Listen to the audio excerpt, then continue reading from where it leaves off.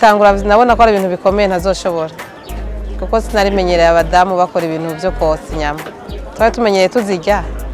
mwaye twazoza ariko ubu naramaze kumenyera ngeze ku rwego kuko nikatira inyama nkayiyokereza nkamenya inyama ihiye kandi nkabona ko n'abakiriya banje bashimisha kuba ndahari bakabona ko ngira muvuma cyane mu gikoni nkurikirana ngene biriko biragenda narabonye yuko bikenewe yuko noshiramo kandi kantu uko umuntu ashobora kwama ku ngimwe je ndagenda mukamenye nkabona twese twirukira ndavuga nti idiri yo nteza kwizana mu Nyakabiga naciye nzanamo n'akabenzi ifunga zo ngaha zimeze neza cyane cyane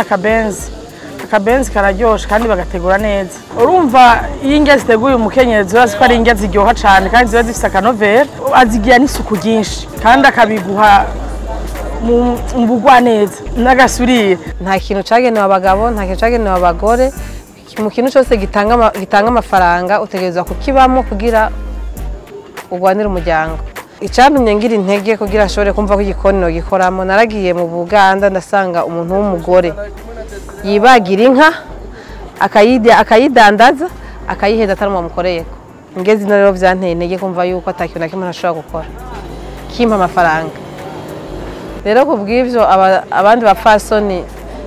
nibahaguruka aho babone yuko abo bazovuga ati abaveterineri abagabo baravuyemo hasigaye hagezweho abagore gusa